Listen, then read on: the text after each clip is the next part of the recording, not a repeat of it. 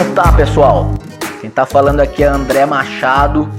Pra quem não me conhece ainda, né, sou professor de Jiu-Jitsu, faixa preta.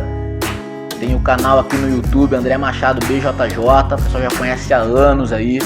Mas desta vez a gente tá com uma inovação, né, trazendo um novo braço aqui pro canal do YouTube, que vão ser os podcasts, né, arquivos de áudio, né, para facilitar aí, né, a informação, né, que a informação chegue a todo mundo, né, arquivos de áudio apenas, para que tu possas colocar o teu fone de ouvido, né, e chegar, né, ter o conhecimento aí, conversar com a gente, trocar uma ideia aqui com a gente do canal, né, em qualquer lugar que tu tiveres, pode ser no rádio do carro, pode ser no fone de ouvido, fazendo qualquer outro tipo de atividade, né, então nós estamos aí iniciando, né, esse braço do canal, inicialmente aqui no YouTube, né, de podcasts. Espero que todo mundo goste, espero que a gente consiga bater um papo bacana, passar bastante informação, né, e o canal é um canal de jiu-jitsu, então obviamente que nós vamos falar de jiu-jitsu aqui nos podcasts, né, de jiu-jitsu e tudo, né, que engloba esse mundo aí do jiu-jitsu, do dojo de arte marcial, e eu espero que todo mundo goste, que todo mundo fique contente, né, que seja um material aí de estudo para todos, de muito conhecimento, certo?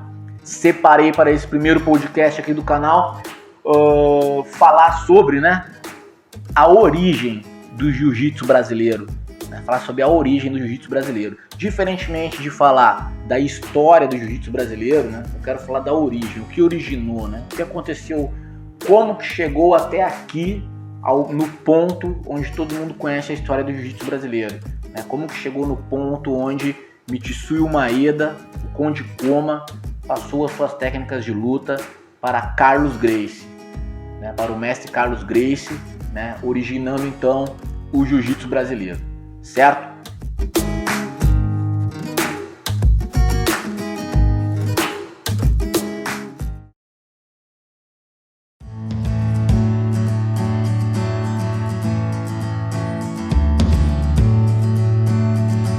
Então, como nós vamos falar de história, né, isso são fatos históricos, né, muitas vezes a gente vai relatar coisas que já não estão mais documentadas, ou tu não acha documentos delas, né? Então a história é assim, né? Ela vai sendo passada adiante, por professores, ela vai sendo passada adiante, né, entre aspas, no boca a boca, mas é importante que se passe a história adiante, para que ela não se perca, né? Para que a história não fique perdida, para que não se perca detalhes. E normalmente a importância histórica dos fatos, ela sempre vai estar nos detalhes. Então é importante, por exemplo, que hoje em dia nos dojos de arte marcial seja passada a história da arte marcial adiante, para que os alunos entendam e saibam onde que eles estão inseridos, para que isso não se perca, para que eles saibam passar isso adiante também em algum outro momento, certo? Então é muito importante que nas escolas de jiu-jitsu se passe adiante, né, se diga como que se chegou aqui, como que se originou tudo isso, né, e não simplesmente, né, digamos assim, né, vou usar de um termo aqui, se joguem as pessoas dentro do tatame para ensinar luta sem nenhum tipo de fundamento, né, até porque não era esse o objetivo, né, de Jigoro Kano, criador do judô, né, mais pra frente nesse podcast vocês vão entender o que eu tô querendo dizer com isso, vocês vão entender por que eu tô citando o nome de Jigoro Kano, mas não era esse o objetivo dele quando ele criou o judô, né? O objetivo dele não era ensinar luta às pessoas, apenas luta como uma arte de guerra, né? Uma arte guerreira, né? Jigoro Kano, em determinado momento, ele quis fazer com que as artes de guerra fossem, né, continuassem sendo, né, aquelas artes guerreiras, mas com princípios educativos. Jigoro Kano, em determinado momento na criação do judô, né, ele atentou a princípios educativos, né? Ele quis fazer com que tivesse objetivos educacionais dentro da arte marcial, na busca do aperfeiçoamento humano, né, para que as pessoas se aperfeiçoassem, né, se transformassem, evoluíssem, né, tivessem princípios ali, né, princípios educacionais e filosóficos dentro da arte marcial, né, para fazer aquele equilíbrio, né? Então, o grande objetivo de Jigoro Kano ali era fazer aquela harmonia entre o teu corpo e a tua mente. Então, por isso é importante que se leve isso adiante, que não se perca isso dentro da arte marcial, mas principalmente que a gente não perca isso dentro do jiu-jitsu brasileiro, dentro do Brazilian Jiu-Jitsu, né, que é a arte marcial que eu pratico, é a arte marcial que eu amo, eu sou professor disso, eu passo o Brazilian Jiu-Jitsu adiante, eu passo o jiu-jitsu brasileiro adiante, eu vivo disto, então eu tenho muita preocupação, muito interesse em que o jiu-jitsu brasileiro, né, não se perca no caminho, né, não saia do caminho marcial, né, não deixem outras coisas se sobreporem à marcialidade, né, que não deixe, por exemplo, o esporte se sobrepor à arte marcial, né?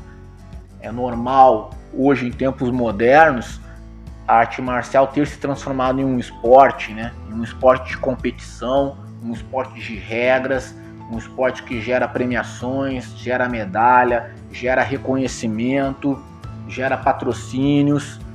No entanto, não pode tudo isso se sobrepor à marcialidade, se sobrepor à arte marcial, porque não é para isso que a arte marcial existe, muito pelo contrário, né?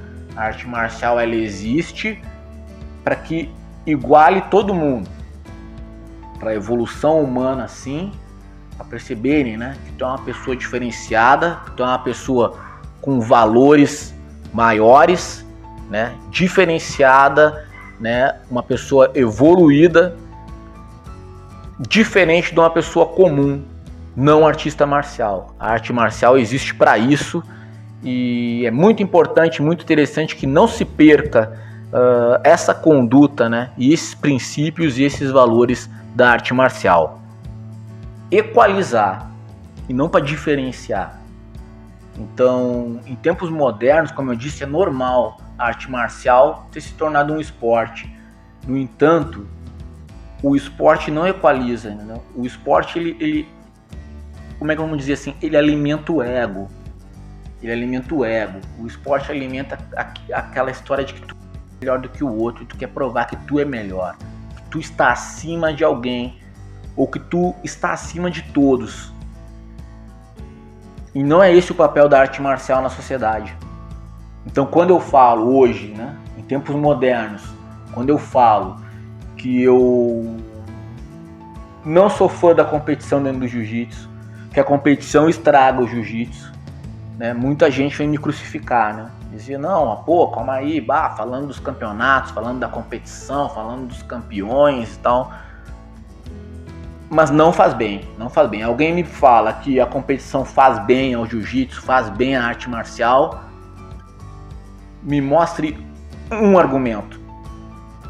Me mostre um argumento. Eu vou te devolver 10 argumentos de que a competição não faz bem ao jiu-jitsu. Não faz bem à arte marcial, como um todo, não só ao jiu-jitsu, né? A arte marcial ela foi feita para justamente não colocar ninguém acima de ninguém. Ela não era um esporte. Não haviam competições, não haviam regras, não haviam premiações por tu praticar arte marcial.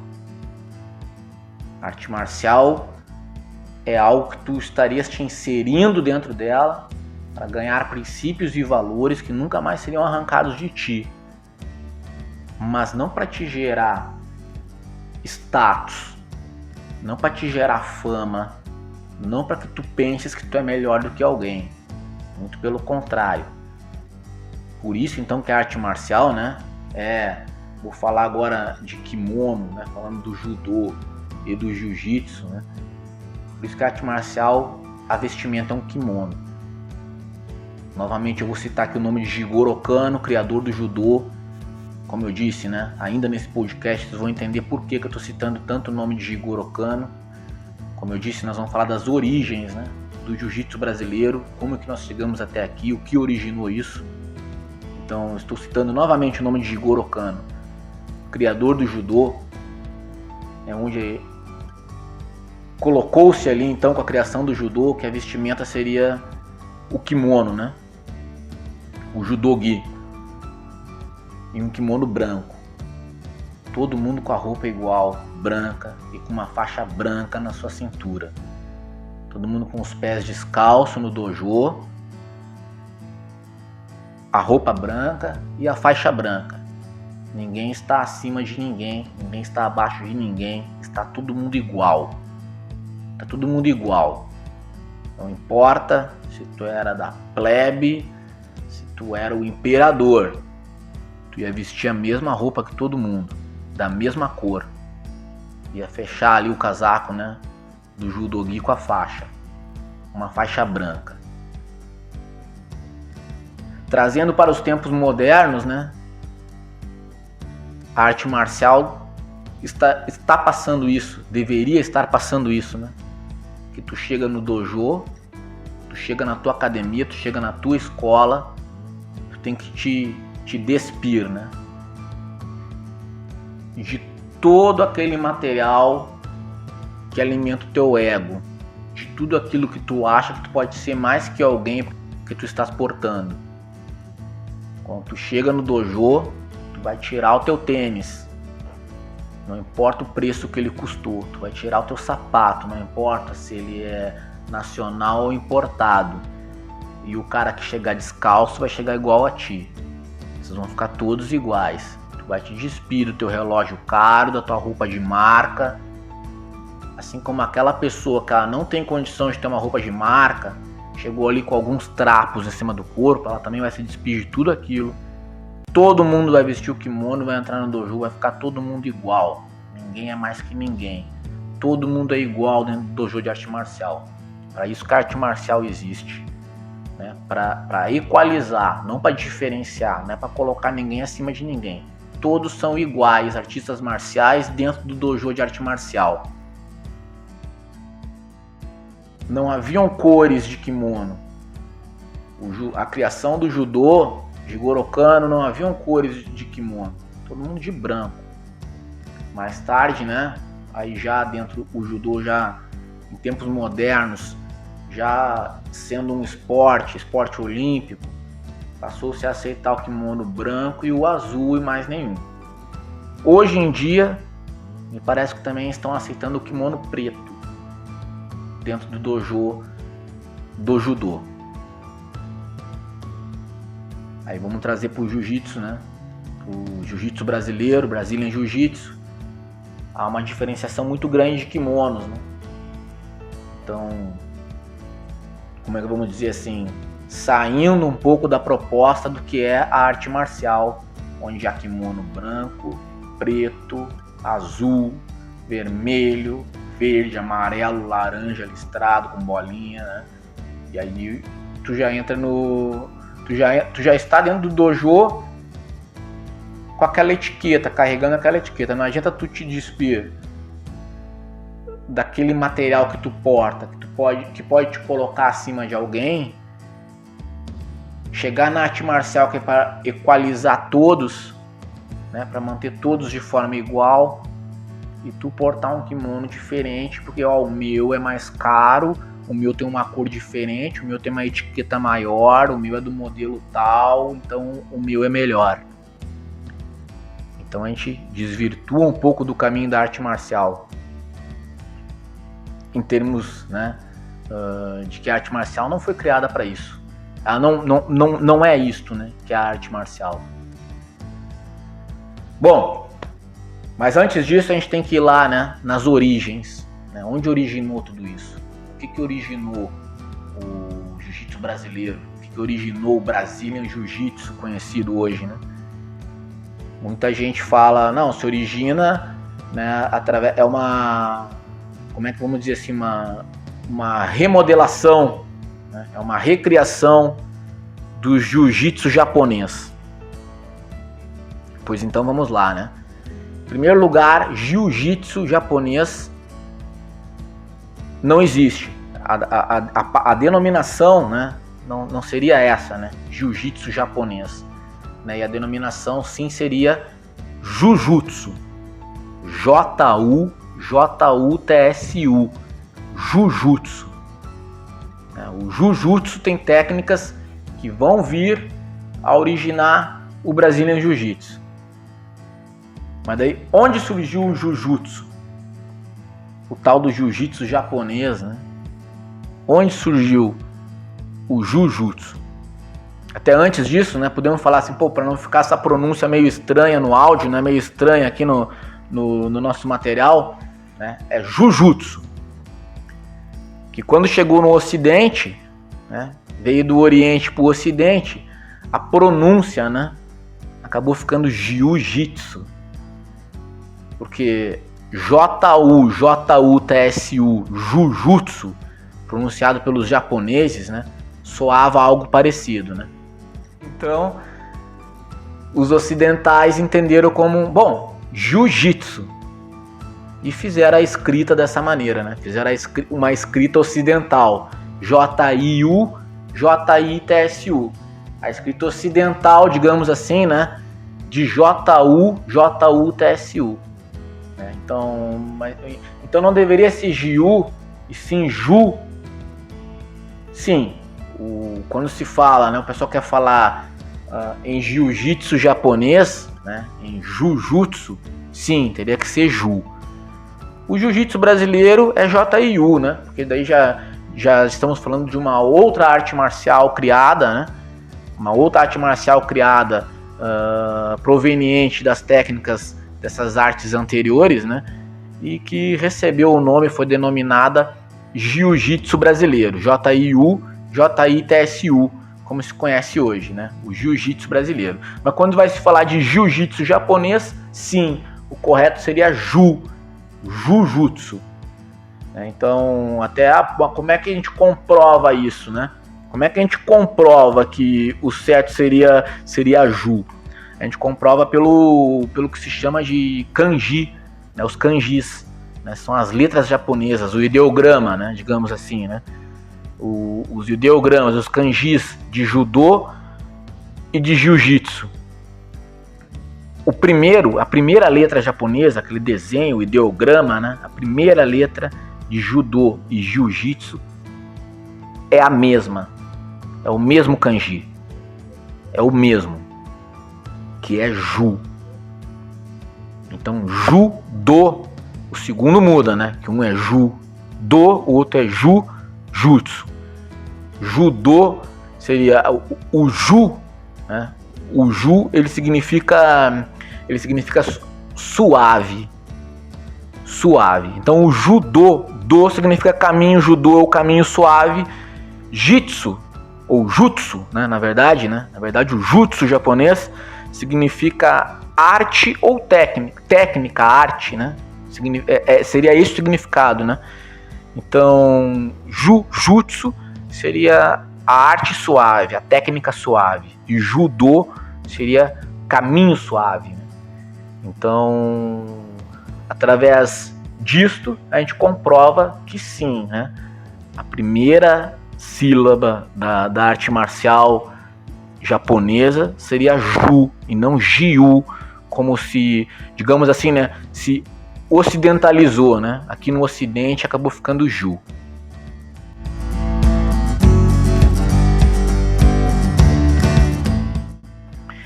Mas então, como eu falei no início, né, esse podcast é pra gente saber das origens, né? Como originou tudo isso, como que a gente chegou aqui, como que se chegou no jiu-jitsu brasileiro, de onde ele veio, né? Ele é baseado no quê?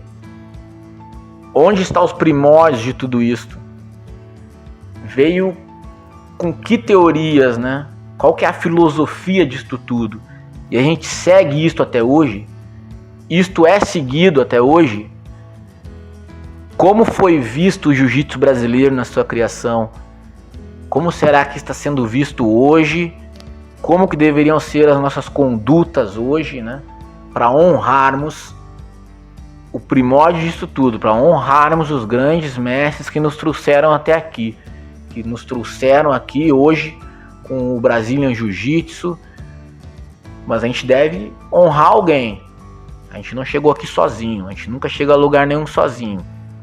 Onde se originou tudo isso? Então, como eu disse, nós não vamos falar da história do Jiu-Jitsu. brasileiro. A história do jiu-jitsu brasileiro, normalmente tu vai escutar ali sempre a partir de Mitsuyo Maeda, né? Mitsuyo Maeda, Conde Koma. A história do jiu-jitsu brasileiro vai ser sempre a partir dele. Quando ele chegou ao Brasil e passou suas técnicas de luta para Carlos Gracie.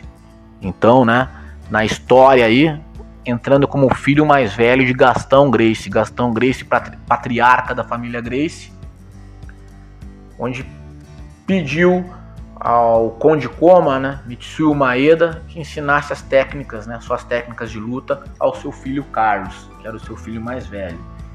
A partir daí a gente começa a contar a história do jiu-jitsu brasileiro. Mas nós vamos muito antes disso. A gente quer saber da origem, onde é que se originou isso, como começou isso. Onde surgiram as técnicas que iriam resultar no jiu-jitsu brasileiro. Então, como nós vamos falar de história, né? E como eu disse anteriormente, onde de repente falta documento, onde falta o relato, né? A gente pode entrar em vários caminhos. Alguém pode dizer, mas eu conheço assim, aí eu já conheço de outro jeito.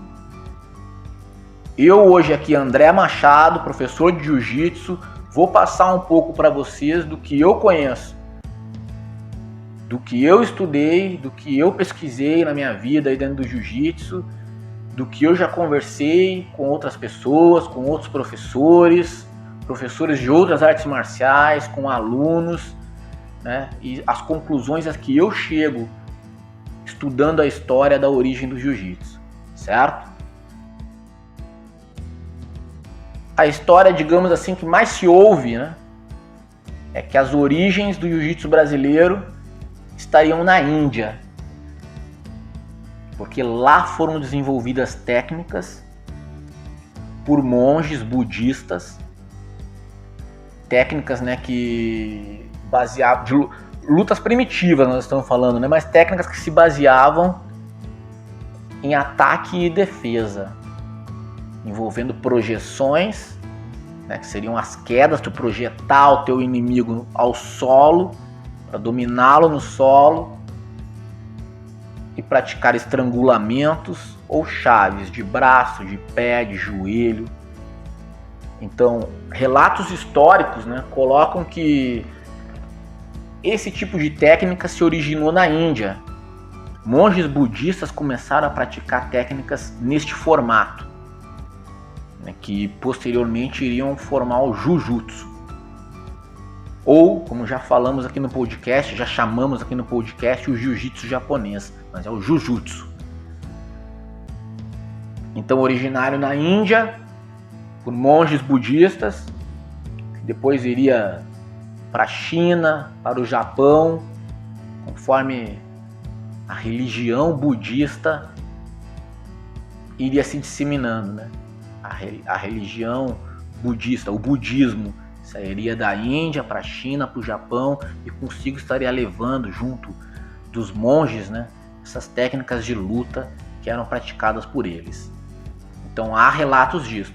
Então chegaria no Japão essas técnicas através de monges budistas vindos da Índia, técnicas que viriam da Índia. Chegariam lá no Japão, formando já, né, já formadas no Jujutsu, né, arte marcial Jujutsu, de projeção, de domínio, de imobilização, de estrangulamentos e de chaves, certo? No entanto, há relatos históricos também que colocam isto tudo já, digamos assim, na conta do Japão. Tudo bem, é muito antigo os monges budistas praticando isto na Índia, lutas neste formato, né? Lutas com projeções e com imobilizações, com estrangulamentos. Mas no Japão, há relatos de que também já estavam praticando ou desenvolvendo técnicas nestes moldes. Guerreiros japoneses, samurais, desenvolvendo técnicas onde não haviam os golpes traumáticos, socos, chutes, joelhadas, Não haviam esses golpes traumáticos.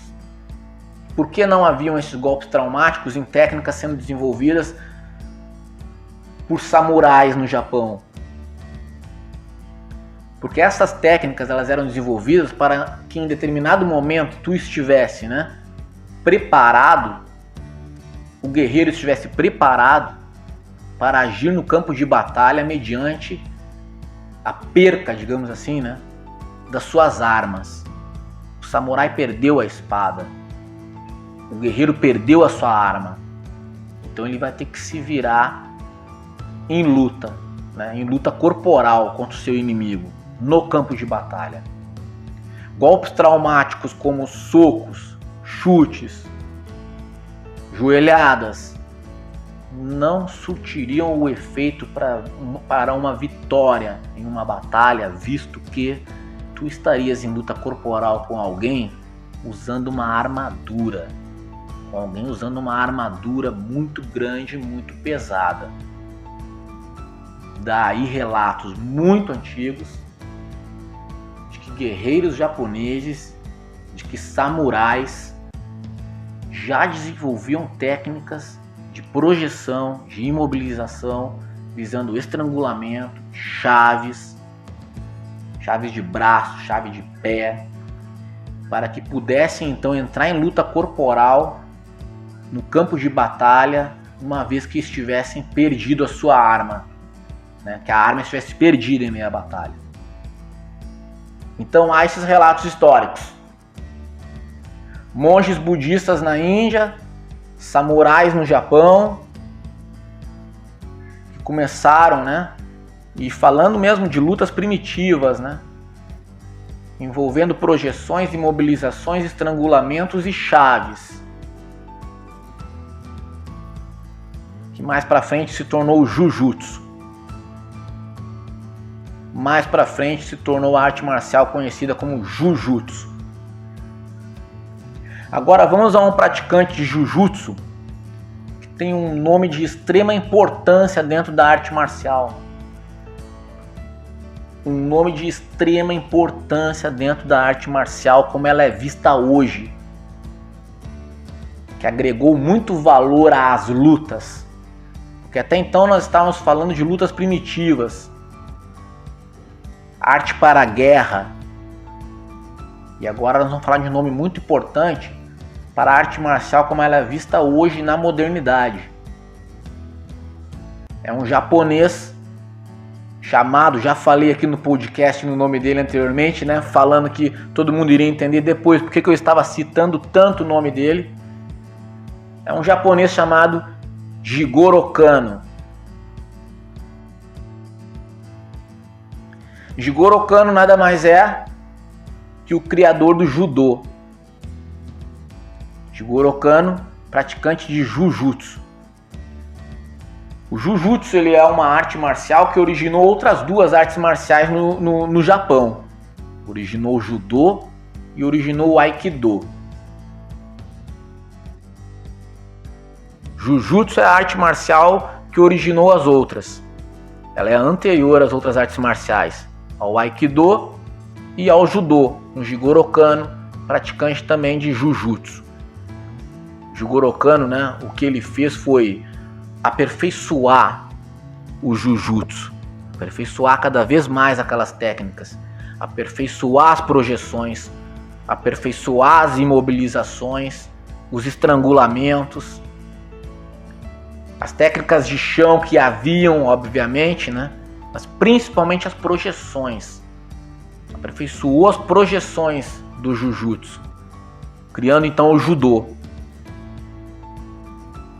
Jigoro Kano aperfeiçoou tudo aquilo do Jujutsu, todas aquelas técnicas originárias das lutas primitivas, originárias dos monges budistas ou dos samurais japoneses, para a criação do Judô. Mas por que é importante a criação do Judô para a arte marcial como ela é vista hoje na modernidade? Por que é tão importante, como eu disse, o mestre Jigoro Kano para as artes marciais na modernidade? Porque o mestre Jigoro Kano com a criação do judô, ele implementou métodos de educação física. Ele saiu daquela história só de arte de guerra, somente de arte para um campo de batalha, somente de luta para um campo de batalha, e começou a criar um método de educação física. Ele tinha objetivos educacionais com a criação do judô. Ele queria, com a criação do judô, buscar sim o aperfeiçoamento humano. Ele queria que as pessoas estivessem inseridas dentro da arte marcial e evoluíssem como seres humanos. Que evoluíssem não só dentro das técnicas de luta para a guerra, mas evoluíssem como seres humanos. Criassem valores dentro de si, pessoas honradas, criassem, como é que vamos dizer assim, cultura filosófica junto à arte marcial. Ele queria que a arte marcial fosse algo muito importante com a criação do judô. Sendo assim, com a criação do judô, Jigoro Kano sai do que era chamado de Bujutsu, que são artes guerreiras, para o Budô. Budô são as artes guerreiras, mas com princípios educativos. Então tá aí a importância de Jigoro Kano na arte marcial. O criador do judô trouxe todos esses valores para a arte marcial. A arte marcial agora, a partir de então, vai ter princípios educativos. As pessoas vão vir aqui buscar uma evolução humana. A arte marcial, ela tem que harmonizar o teu corpo com a tua mente. É isso que Jigoro Kano buscava quando criou o judô e disse que ali teriam princípios educativos. Por isso a importância do mestre Jigoro Kano para as artes marciais. Por isso é tão importante a criação do judô na história das artes marciais.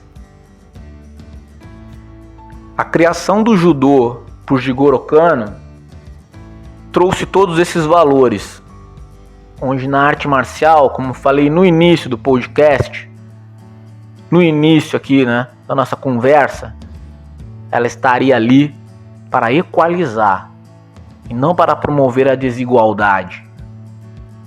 Ninguém é mais do que ninguém dentro de um dojo de arte marcial. Ninguém é mais do que ninguém. Todo mundo veste a mesma roupa e todo mundo é igual. Há relatos históricos de que inicialmente a faixa era branca, somente branca. Tu praticava arte marcial somente com a faixa branca. Essa história de quando tu te forma na arte marcial, quando tu tem o domínio da arte marcial, um domínio, vamos dizer assim, avançado da arte que tu estás praticando, de que tu és um faixa preta, é porque a faixa branca ia escurecendo. Ela ia escurecendo com o passar dos anos, com o tempo dedicado àquela arte. Com o tempo que tu te dedicavas àquela arte, a tua faixa ia escurecendo, encardindo mesmo, até ficar bem escura. Por isso era a faixa branca e a preta. Então inicialmente a faixa era somente branca. A tua faixa ia escurecendo com o tempo que tu te dedicavas à arte que tu estavas praticando. Daí vem o conceito. Vem daí o conceito de que faixa não se lava. A tua faixa da arte marcial tu não vai lavar. Tu não vai botar a tua faixa na máquina de lavar roupa, porque o teu objetivo é que ela escureça. Ela tem que escurecer até ela ficar preta. Tu vai te dedicar naquela arte. Tu vai dedicar tempo àquilo. Tu vai dedicar dias e mais dias àquilo, até que a tua faixa escureça. Dentro de relatos históricos de que existia apenas a faixa branca, depois passou a existir branco e preto. Jigoro Kano, na criação do judô ali, utilizava junto aos seus alunos a faixa branca e a faixa preta. O aluno entrava lá no judô, queria se inserir dentro da arte marcial, ele recebia a faixa branca ali na cintura. Ele praticava o judô com a faixa branca na cintura, até que ele dominasse aquelas técnicas por completo, tivesse um pleno domínio daquelas técnicas, para que o mestre Jigoro Kano concedesse a ele a faixa preta. Apenas faixa branca e preta. Todo mundo com a mesma roupa, todo mundo é igual. Ninguém é mais do que ninguém. A arte marcial não foi feita para alimentar o ego de ninguém.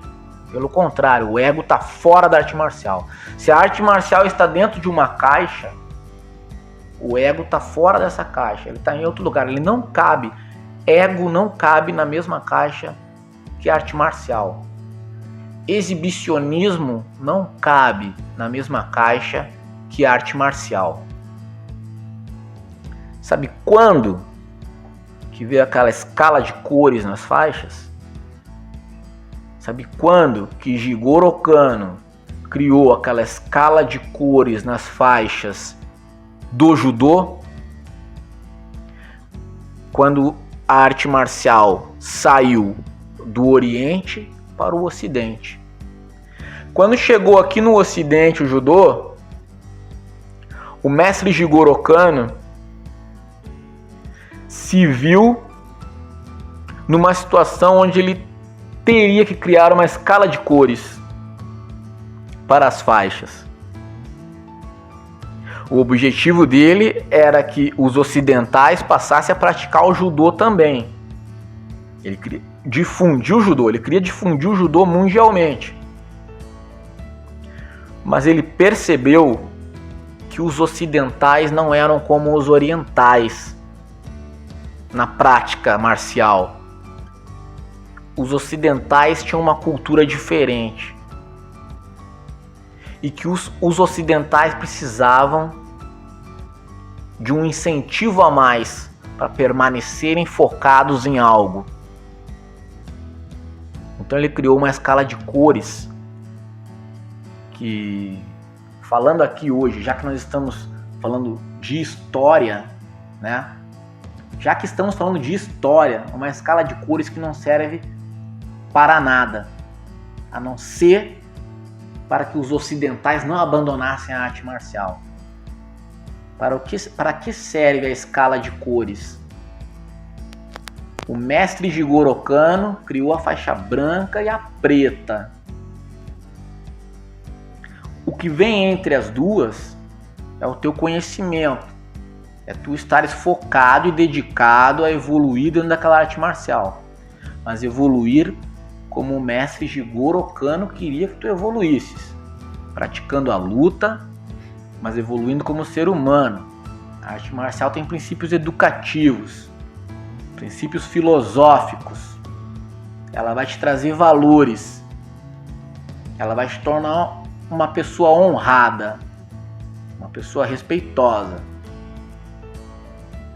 Naquela época não passava pela cabeça de ninguém que isso seria algo da boca para fora, né? Porque em tempos modernos, né? Hoje em dia é muito fácil falar que a arte marcial te torna uma pessoa respeitosa, mas se nós andarmos ao teu lado durante o dia a dia, é muito fácil perceber que o respeito passa longe de muitos praticantes de arte marcial, infelizmente. Ou seja, nós estamos desonrando os nossos mestres, os nossos ancestrais. Isso é muito grave. Uma desonra é algo muito grave. Desonra não pode ser aceitado nunca. Em nenhuma era. Nem antigamente, nem agora na modernidade, digamos assim, né? Mas a escala de cores nas faixas foi criada. Porque o ocidental precisava daquela ilusão de que ele estava, né? Ele só enxergava que ele estava subindo em algo. Ele só enxergava que ele estava evoluindo em algo se tu mostrasse isto a ele em cores. Se tu mostrasse isso a ele em objeto. Ele ainda, culturalmente, né? O ocidental ainda não estava preparado para pisar em um dojo de arte marcial se propor a ser um artista marcial, a receber os aprendizados de uma arte marcial e aguardar até que ele evoluísse, até que aquilo o transformasse. Então o mestre Jigoro Kano criou a escala de cores ali quando o judô veio para o ocidente. Mas como que nós vamos chegar no jiu-jitsu brasileiro, no Brazilian Jiu-Jitsu? Bom, podemos entender já então através dessa nossa conversa aqui, né, que a origem do jiu-jitsu brasileiro tá lá longe, né? Tá lá longe. Tudo isso é a origem do jiu-jitsu brasileiro. Mas como que nós vamos chegar no jiu-jitsu brasileiro através disso tudo? Nós vamos chegar ao jiu-jitsu brasileiro, nós vamos chegar ao Brazilian Jiu-Jitsu através de um judoca. Um exímio lutador judoca, conhecido pelo nome de Mitsuyo Maeda, ou Konde Koma, japonês, aluno de Jigoro Kano, um exímio judoca, conhecedor das técnicas de Jujutsu,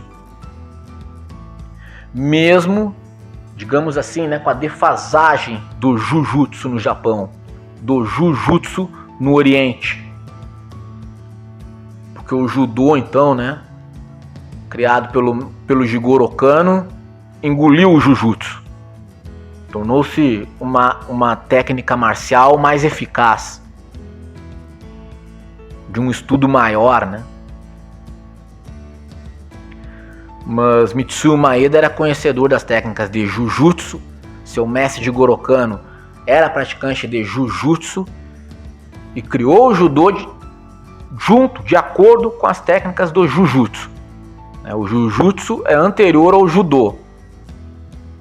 O pessoal chama de Jiu-Jitsu japonês, né? Jujutsu. Tanto que há relatos históricos de que em determinado momento na história o judô ele era conhecido por Jujutsu moderno. Também era chamado de Jujutsu moderno, a criação de Jigoro Kano. Então chegamos aí a Mitsuyo Maeda, exímio judoca, exímio lutador, que através dessa intenção de Jigoro Kano de difundir o judô mundialmente, de ocidentalizar, né, digamos assim, o judô, de que os ocidentais também praticassem essa arte marcial, organizou excursões com alguns judocas, onde Mitsuyo Maeda estava dentro da excursão, para trazer as técnicas, né, aos ocidentais, para inserir o judô então aos ocidentais. Então é aí que Mitsuyo Maeda vem parar no Brasil para demonstrar as suas técnicas de luta. Como um judoca, técnicas de judô. Mas um exímio conhecedor das técnicas do que originou o judô, do Jujutsu. Projeções e imobilizações. Aqui no Brasil, Mitsuyo Maeda conhece Gastão Gracie, né, patriarca da família Gracie, e através de Gastão Gracie vai ensinar essas técnicas de luta, vai dar aulas de luta, aulas de arte marcial ao filho mais velho, né? Ao filho mais velho de Gastão Gracie, Carlos Gracie, mestre Carlos Gracie, criador do jiu-jitsu brasileiro. Carlos Gracie aprende essas técnicas junto a Mitsuyo Maeda e começa a querer aprimorar um fragmento, digamos assim, daquelas técnicas, uma parte daquelas técnicas. O que seria, né, digamos assim, um fragmento do Jujutsu, que foram as técnicas de chão. Haviam as projeções, mas Carlos Gracie se atentou muito às técnicas de solo apresentadas por Mitsuyo Maeda. as técnicas de solo do Jujutsu, que originaram também as técnicas de solo do Judô. E Carlos Gracie, a partir de então, aprimorou esta parte para desenvolver, então, né, o Jiu-Jitsu brasileiro, o Brazilian Jiu-Jitsu. Como eu disse anteriormente nesse podcast, né, o nome da arte marcial Jiu-Jitsu brasileiro, Brazilian Jiu-Jitsu, né, mas que nada mais é que uma, como é que vamos dizer assim, uma pronúncia, né, uma pronúncia de um nome japonês, onde aqui no Ocidente a pronúncia, né, não saía justamente como deveria sair, né? As técnicas foram apresentadas a Carlos Gracie e as técnicas a qual ele mais se atentou foram as técnicas originárias no Jujutsu. Vou soletrar aqui, né? J-U-J-U-T-S-U. E ele quis criar o Jujutsu brasileiro. No entanto, os japoneses aqui no Ocidente pronunciavam a palavra Jujutsu de uma maneira que dava a entender aos ocidentais que era Jiu-Jitsu que eles estavam falando, e então foi criado o Jiu-Jitsu brasileiro. Proveniente de onde? Jiu-Jitsu brasileiro, originário do Jujutsu e do Judô. Originário do Judô. Essas técnicas foram apresentadas, as técnicas de luta de Carlos Gracie foram apresentadas por um judoca chamado Mitsuo Maeda, né? Ele não só apresentou o Jujutsu, ele apresentou o Judô, suas técnicas de Judô, mas também sendo um exímio conhecedor do Jujutsu, né? Apresentou as técnicas do Jujutsu junto, que originariam o Judô. E Carlos Gracie se atentou muito às técnicas de solo, originando então o Jiu-Jitsu brasileiro. O Jiu-Jitsu brasileiro, como muitos sabem, né, historicamente, não foi muito bem visto, né, na comunidade das artes marciais em determinado tempo, em determinado período, por suas ações, né, por aquilo que era realizado dentro do Jiu-Jitsu brasileiro. Não ia de encontro ao que pregava o mestre Jigoro Kano, ao que queria o mestre Jigoro Kano com a criação do judô, de que as artes marciais tivessem fins educativos. Não ia de encontro aos ancestrais, né? Não ia de encontro aos guerreiros samurais, ou mesmo aos monges budistas da Índia. Não ia de encontro. Grandes mestres de outras artes marciais entendiam que o jiu-jitsu deixava de lado, né, alguns valores filosóficos, né, da arte marcial, alguns valores filosóficos, princípios educacionais e filosóficos da tradição oriental. Porque o jiu-jitsu começou a se difundir, mas de uma maneira, né, bem conhecida por todos, né, aqui que já são praticantes de jiu-jitsu, do Brazilian Jiu-Jitsu, de uma maneira assim bem afrontosa, né? Eram os desafios promovidos pela família Gracie, os desafios, os afrontamentos entre escolas, e isso era mal visto no mundo das artes marciais. Era considerado uma desonra tu desafiar alguém. É considerado, né, um caminho na contramão do que prega a arte marcial. Então, por isso o jiu-jitsu brasileiro, por muito tempo, era mal visto dentro das artes marciais, era mal visto por outros mestres de arte marcial.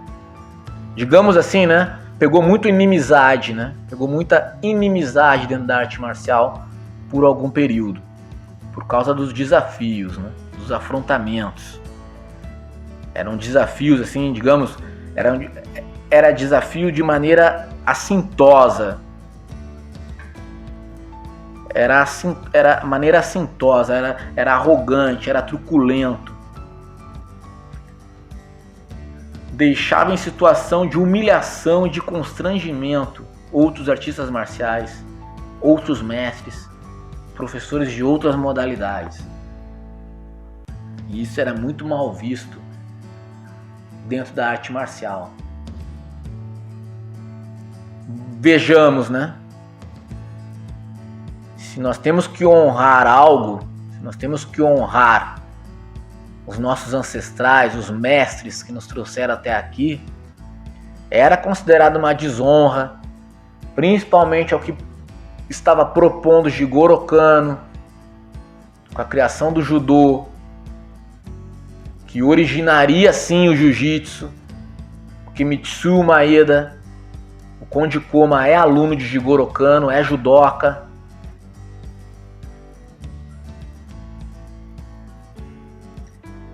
Como tudo estava indo na contramão do que pretendia Jigoro Kano,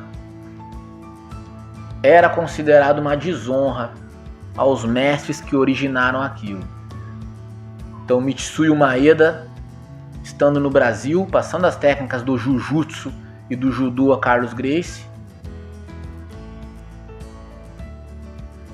outros artistas marciais, outros mestres de outras artes marciais, consideravam que, sim, a família Gracie não estava honrando os mestres que passaram aquelas técnicas marciais a eles, desafiando as outras artes marciais, humilhando outros artistas marciais, constrangendo outros artistas marciais em frente aos seus alunos, discípulos.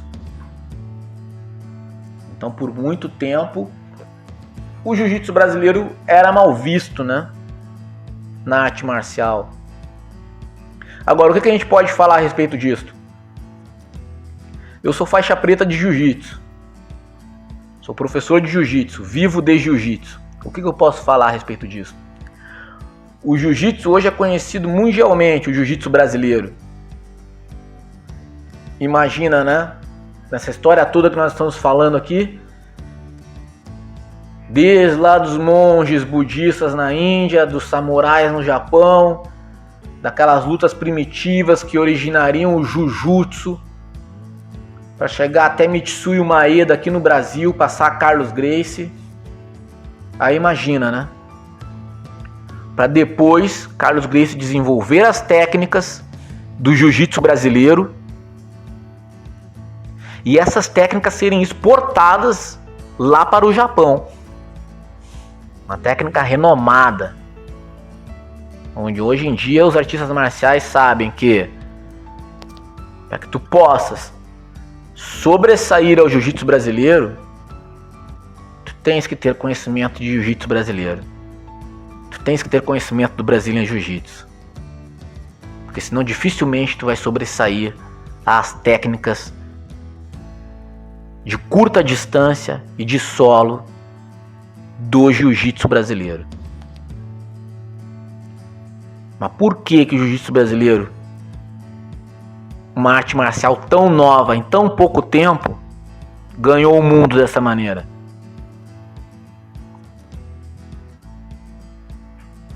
A força, digamos assim, a força midiática da família Gracie. A força midiática da família Gracie. Desde os primeiros passos do jiu-jitsu brasileiro. Foi uma afronta, era humilhante, era desrespeitoso, desonrava os grandes mestres que falem. Eu não vou aqui, né, falar em nome dos grandes mestres. Mas e o que tornou o jiu-jitsu brasileiro o que ele é hoje? Então, dentro do conhecimento que tinha a família Gracie, com as ferramentas que eles tinham, eles criaram uma maneira de fazer com que conhecessem as técnicas desenvolvidas por eles.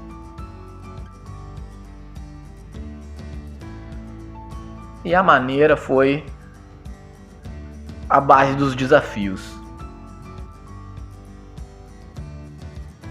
Ficou mal visto na arte marcial, entre as artes marciais? Ficou. Mas se eu vivo hoje de jiu-jitsu, eu devo ou eu não devo a forma como lá nos primeiros passos do jiu-jitsu brasileiro a família Gracie conduziu toda a divulgação da arte. Pois bem, falamos um pouco então da origem do jiu-jitsu brasileiro. Agora a gente sabe de onde veio. A gente sabe que isso é muito longe. Que isso percorreu linhas históricas para chegar até aqui, na gente, na nossa academia, na nossa escola, para chegar em que a gente possa colocar um kimono e amarrar uma faixa na cintura. A gente sabe agora até por que há a escala de cores nas faixas. A gente sabe que muita gente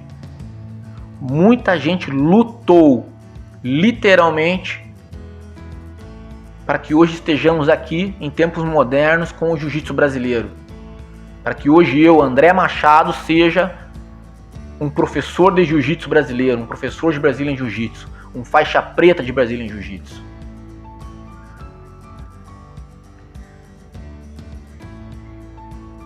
Mas estamos levando isso adiante, nós estamos nos esforçando para que essa história não seja perdida. E nesse período todo, em todo esse caminho histórico, o que já não foi perdido? Quantos fatos e relatos eu não tenho conhecimento, eu, André Machado, para poder vir aqui contar a vocês em um podcast? E quantos daqui para frente ainda serão perdidos? Quem mais debate essas histórias? Quem mais conversa sobre essas histórias? Qual escola de jiu-jitsu hoje aqui no Brasil ou em qualquer lugar do mundo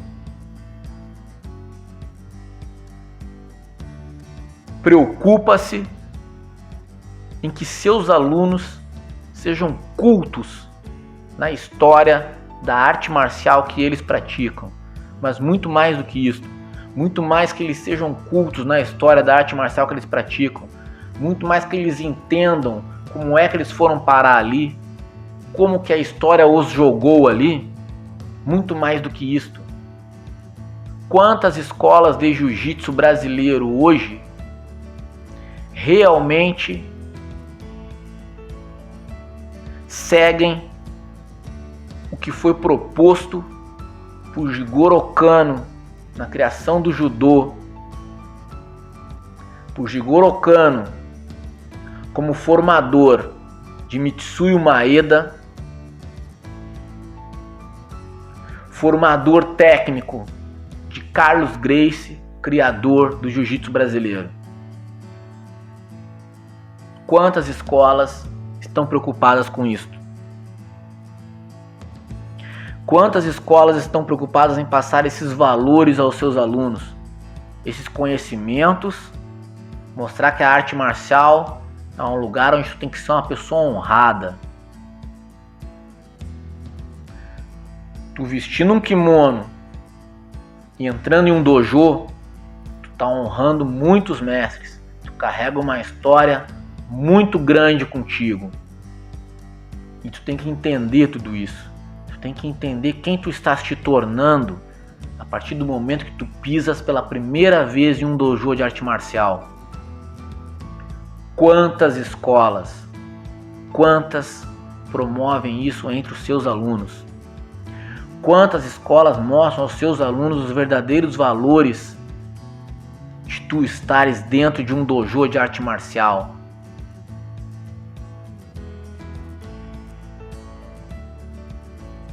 O jiu-jitsu brasileiro, ele pode ter, sido mal visto em meio às artes marciais lá no início, pela forma como ele foi conduzido, para que ganhasse nome, para que soubessem da eficácia de suas técnicas remodeladas, oriundas do Jujutsu, e do judô remodeladas por Carlos Gracie e posteriormente por Hélio Gracie. Mas o espírito da arte marcial sempre esteve presente dentro do jiu-jitsu brasileiro. É uma arte marcial, é marcial, é marcial. Como eu disse no início do podcast aqui, né? Em tempos modernos é normal que a arte marcial tenha se transformado em um esporte. Mas isso não pode se sobrepor à marcialidade. Mesmo que o início do jiu-jitsu brasileiro, né, esteja em desacordo com grandes mestres na época das artes marciais, de outras modalidades de arte marcial, mesmo assim, o mestre Carlos Gracie e o mestre Hélio Gracie conduziam o jiu-jitsu brasileiro como arte marcial. É sabido que nunca foram de acordo com as regras do esporte, com a pontuação, com as vitórias sem finalização. Eram artistas marciais. Mas quantas escolas hoje esclarecem isso aos seus alunos? Quantas escolas hoje colocam aos seus alunos, mostram a eles o que tu precisas para te tornar um artista marcial e a quem tu deves honra? Quantas escolas? Quantas escolas hoje mostram aos seus alunos que tu estás dentro do dojo porque tu é igual a todos que ali estão? E quando tu pisar do dojo para fora, né? Tu sair do dojo, tu pisar de volta à sociedade, tu mostrares ali que tu és um artista marcial, as pessoas enxergarem em ti alguém diferente, enxergarem em ti uma pessoa que carrega muitos valores, valores difíceis de tu encontrar em qualquer lugar, valores que percorreram milhares de anos, valores oriundos de verdadeiros guerreiros históricos. Quantas escolas se preocupam com isso? Quantas escolas se preocupam em dizer que todo mundo é igual dentro do dojo, tu nunca vai ser mais que alguém? Quantas se preocupam em dizer que tu não é mais que alguém porque o teu kimono é mais caro, que tu não é mais que alguém porque tu vai pro campeonato e volta com uma medalha? Não é isto a arte marcial. Não é isto. Não é isto que não é esta a proposta dos ancestrais, dos mestres que originaram o jiu-jitsu brasileiro. Não era esta a proposta de Jigoro Kano. Não era essa a proposta de nenhum dos mestres das outras modalidades de arte marcial que vieram a originar o jiu-jitsu brasileiro. Então que a gente possa honrar isso tudo e mostrar aos nossos alunos dentro do dojo onde eles estão inseridos. Não deixa a arte marcial morrer, não deixa a arte marcial morrer. A arte marcial é um instrumento de tanto valor no mundo hoje que a gente não pode deixar isso morrer. É normal, como eu disse, em tempos modernos, que tenha virado esporte. Faz bem para a arte marcial que ela tenha virado um esporte? Leva ela a um número maior de pessoas? Perfeito. Mas se perder os valores todos e os conceitos todos, será que faz bem mesmo? Faz bem se não perder os conceitos e os valores ancestrais, milenares. Aí faz bem. Mas não deixar morrer a arte marcial. Não deixar morrer a arte marcial, não deixar morrer toda a luta histórica para formar artistas marciais, para formar guerreiros marciais. Não deixar morrer isso tudo. Teu kimono mais caro não te coloca acima de ninguém, um campeonato não te coloca acima de ninguém.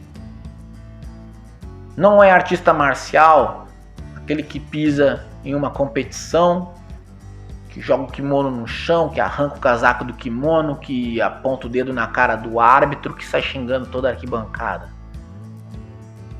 Tu ainda não aprendestes nada na arte marcial. Não é culpa tua. Não é culpa tua. Então eu, como professor de jiu-jitsu, estou falando aqui hoje que as escolas de jiu-jitsu não deixem morrer a arte marcial. Nós estamos no caminho certo, nós estamos honrando os mestres que originaram isto tudo. Estamos.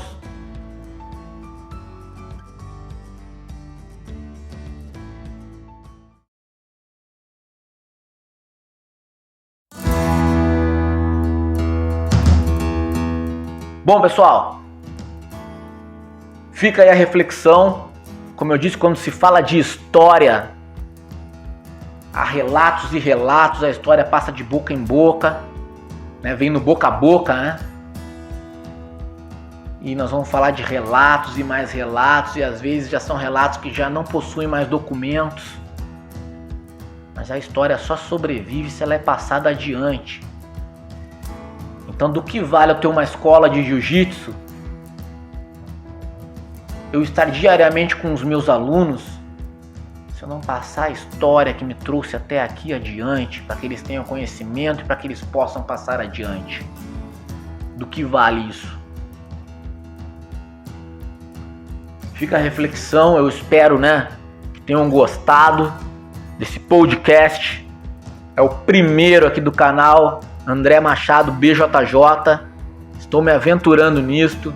Desculpa qualquer coisa aí, se não ficou bacana, se em algum momento ficou confuso, mas eu estou aberto ao contato de todos. Como esse podcast vai estar sendo subido, digamos assim, eu vou subir esse podcast ao YouTube inicialmente. Então comentem aí no YouTube, fiquem à vontade para me encontrar nas redes sociais. Eu estou no Facebook, também estou no Instagram. É meu Facebook pessoal e meu Instagram pessoal, Mas fiquem à vontade para me encontrarem por lá. Facebook, André Machado BJJ. Instagram, André Machado BJJ. Pra gente conversar, pra gente trocar ideia, pra gente falar mais sobre a história aí do jiu-jitsu e das artes marciais. Fiquem à vontade, certo? Para entrar em contato. Espero que tenham gostado. Vou voltar aqui mais vezes. Nós vamos desenvolver muito mais esses assuntos envolvendo o jiu-jitsu, envolvendo as escolas de jiu-jitsu. E quem quiser, vir treinar conosco aqui na academia onde eu leciono, que é QG Jiu-Jitsu, é em Porto Alegre. Porto Alegre, no centro de Porto Alegre, centro histórico de Porto Alegre, academia QG Jiu-Jitsu. Entre em contato pelas redes sociais, eu mesmo aqui pelo YouTube, que eu passo as informações. Certo? Muito obrigado a todo mundo pela atenção. Não tenho palavras para agradecer aí a quem se atentou, a quem esteve atento, a quem esteve disposto a ouvir esse podcast. Espero ter ajudado algumas pessoas, ter passado um pouco de conhecimento. É o conhecimento que eu tenho, é raso. Eu sou muito novo dentro da arte marcial ainda, em relação a toda a idade que a arte marcial tem, a toda a história que ela tem.